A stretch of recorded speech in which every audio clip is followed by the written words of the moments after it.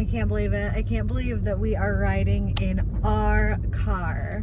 This has just been like such an ordeal. I'm so proud of Taylor for a deal. I mean, I don't even know everything that went down with the car, really. I've heard it in like bits and pieces, but this has totally been Taylor's thing, and I'm so proud of him. I'm so grateful for him, and maybe he will sit down with me and explain everything at some point. It was a lot, but was it worth it? I hope so. We'll find out, won't we? Before we dive into the things that shocked us about buying a car in Mexico, I just want to say that this video is obviously based on our own personal experience. We bought a car from Kavak, we registered it in the state of Jalisco, so obviously things could be a bit different for you depending on where you buy it and where you register it. Number one, cars aren't cheaper in Mexico. I was kind of surprised to find out that used cars down here seem to retain their value better than used cars in the US. At least used cars from where we're from in Michigan. That probably has something to do with the weather. But the prices down here in Mexico that we were seeing were pretty similar to all the prices that we were seeing in the US. I was kind of like doing a little comparison with Kelley Blue Book, and pretty much the same across the board. The budget that we decided on was 10,000 US dollars, and we ended up spending a little bit more than that. We'll get into it a little later on in the video, but do you want to talk about what we were just kind of looking for in a car? We wanted something that would be reliable for road trips, and we wanted something that we wanted a model that was fairly common so mechanics would be familiar with it. It would be easier to get replacement parts if needed, that kind of thing. We also wanted an automatic because as of this moment in time, neither of us know how to drive a manual. So that's a thing. I know how. Okay, Taylor knows how. I don't know how to drive a manual. Number two, financing wasn't an option. Financing options in Mexico for people without a credit history. We only recently opened a bank account in Mexico. Financing options without a credit history in Mexico, as you can probably imagine, are not great. So if you're thinking about moving to Mexico and you want to buy a car, I would plan on making that purchase in cash. Number three, no haggling. Taylor just said that he doesn't know how this surprised me, but come on, this is the stereotypical car experience or car buying experience in the US, right? Please tell me that I'm right. You go to the car dealership, there's a salesman, you've got to like do the back and forth, the song and dance with them. They're going in the back to their boss, they're telling you they can't do a better deal. That's like a whole thing. Let's find out. We ended up buying from Kavak, which I believe in the US Carvana is a very similar service, but they have all of their available used cars listed on their website and their app online. You can look through them. I wanted to look, to buy rather, from a larger company. I wanted to have some kind of guarantee or assurance, essentially. And that's why I didn't try to find, an individual seller and sort of like save a buck that way. I wanted to go with a big company to have some sort of assurances. Number four, no test drives. You're allowed to even go see the car. However, they don't let you test drive the cars. They say that they fix them up and invest a little bit in making sure the cars are in good shape. And then what happens is you purchase the car and you essentially have a 7-day, money back guarantee where if something you can then drive the car after purchasing it, and after it's delivered or after you have received the car, you have 7 days to then say like whether or not something is wrong with the car and you want to return it or exchange it. Number five, business gets done via WhatsApp. Now, when we went to Kavak to see the car, we really were just seeing the car. And the people working there, they weren't really car salesmen or sales associates at all. They were mostly just pointing us in the direction of the car. Most of your communication with Kavak was done via WhatsApp. When I first said I was interested in the vehicle, all the way through to purchasing the vehicle, I was assigned agents, I guess, kind of like customer service agents that I was speaking to. I think the idea they have is that you'll be with the same agent throughout the process, but for whatever reason, it seemed like I got passed around quite a bit to different people. So that did make it confusing at times, but that is just a thing in Mexico and probably in all of Latin America, where business, whether it's a tiny business run out of someone's home or an insanely large corporation like Kavak in this case, business is done through WhatsApp. Just a little piece of advice. This is something that Taylor definitely learned during his experience, but take screenshots. When you are promised something by someone, definitely take a screenshot of that and make sure that you have a record, because like Taylor said, he was being passed around from sales associate to sales associate, and there were actually sometimes that past chats were getting deleted. If I had not taken those screenshots, I'm really not sure what would have happened, but I'm definitely glad that I took those screenshots with those like things I was promised. We purchased the car in November 2022 from Kavak. I think it was a Nissan Sentra, no? Mm-hmm. We got our Nissan Sentra, and instead of driving it home, Kavak organizes for it to be delivered to you on a flatbed truck. So the car was delivered to us. It was delivered and driven by the person right down into our parking garage. And when we went out to test drive it, we couldn't even get up out of the parking garage. The ramp was too much for the car. There was obviously something wrong with the transmission. They picked up the car the next day and took it away. And so what ended up happening, part of the confusion was that we were away when the car was delivered. I had tried to arrange a later delivery, and I had been told that was okay.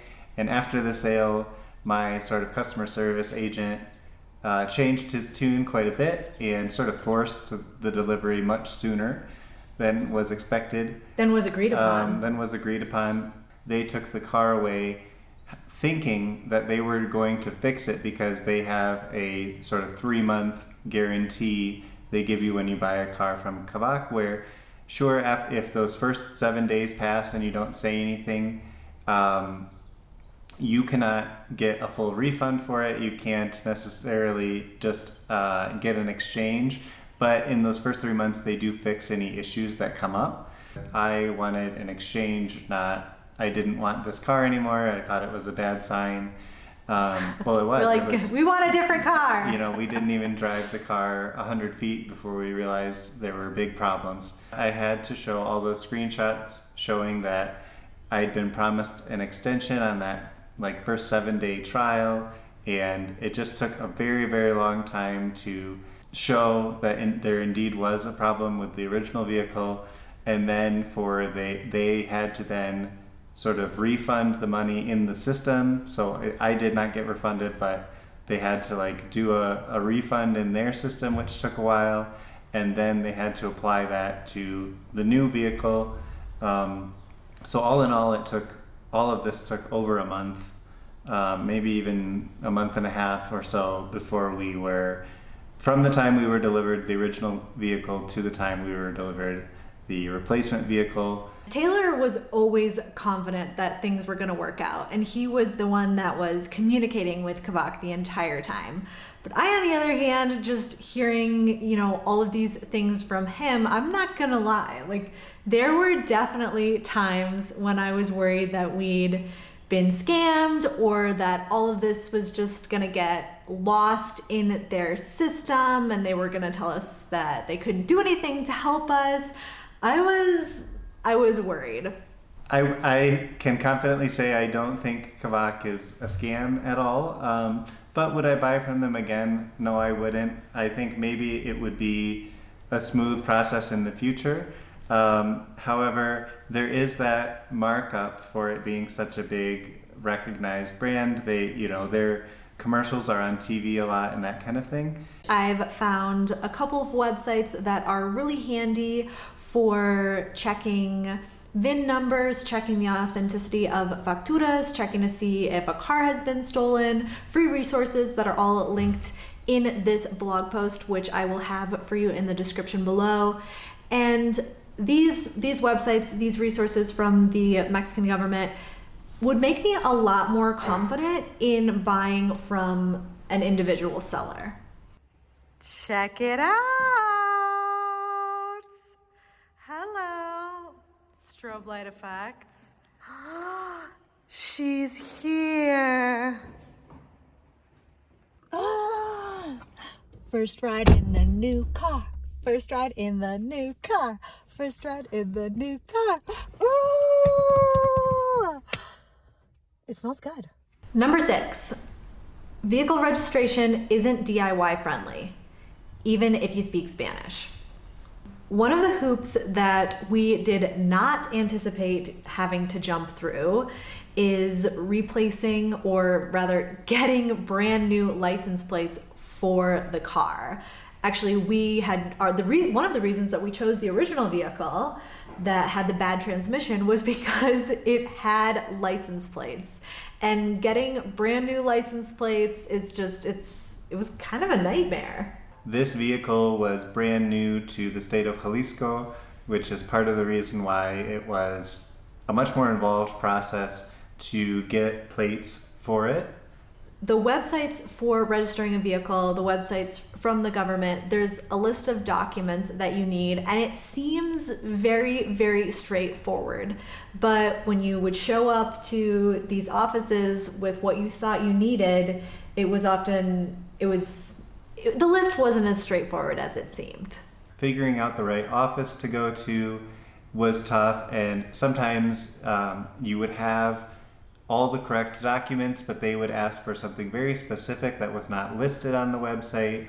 They wanted to see a copy of a bill that had something that could be scanned, so they knew that it wasn't, a falsified document essentially, or something I had photoshopped. They wanted a barcode, not that they could even scan the barcode. And so things like this just come up, and if you have an appointment and you waited 2 weeks for an appointment and something like this comes up, maybe you can print the new document you need there, but maybe you can't. The appointment for the vehicle validation was essentially a day-long process.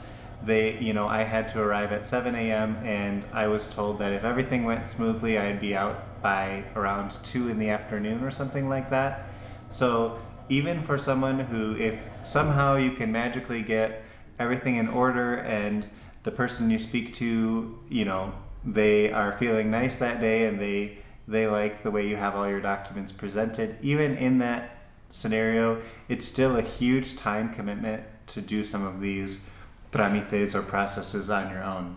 In the end, you ended up hiring the help of a facilitator to help you with the process. And this was very interesting. So we've got temporary plates on the car at this point, and they're about to expire, so we really needed an appointment, and there weren't any for the foreseeable future until you started working with a facilitator, and magically we got in after hours.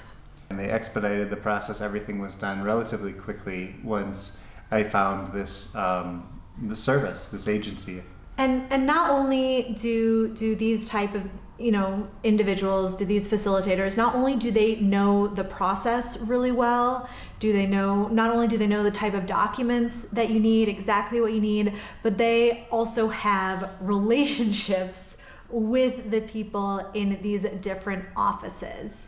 And that's really, I would say, what you're paying for. Yes, and something I think that I would do in the future if I was buying a car is I would try to buy a car from a dealership, a used car lot, somewhere where they help you with these things, or maybe they've already taken care of it. Maybe the vehicle already has plates and you just need to actually change the name on those plates or something. Kind of talking about these middlemen, these facilitators in Mexico, it's not just a business that exists to, I don't know, take advantage of foreigners or anything like that. This is just how business is done in Mexico. And actually when you were trying to figure out what the heck to do, it was our Mexican friends that were saying, oh, whoa, what are you doing? You're trying to do this on your own. You need to hire somebody. And it was a very, I think, worthwhile fee. You paid something like 3,000 pesos to get this whole process expedited, taken care of. And that is something, obviously, that we would definitely pay for again.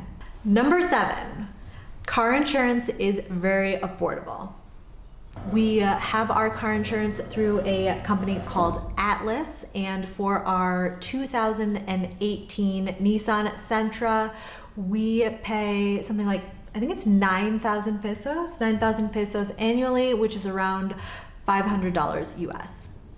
I spoke to our broker who helps us with our health insurance policy, and he recommended a few different options for car insurance. He said that this policy with Atlas is what he recommends, and everything looked okay. He said that he has other clients where they've made claims. The company is fine to work with, and so I trusted his recommendation. Our broker is Santiago Fernandez. He is out of Mexico City with a company called CAE Insurance, but he works with clients all over the country. So I included his contact information in that Buying a Car in Mexico post that I've mentioned. So you can find out more about how to get in touch with him if you need car insurance in Mexico at the link in the description. If you have any questions about what we talked about in the video today, or you want to share your own experience buying a car in Mexico, please leave a comment below. I'm Alex from backpackingbrunette.com. Thanks for watching.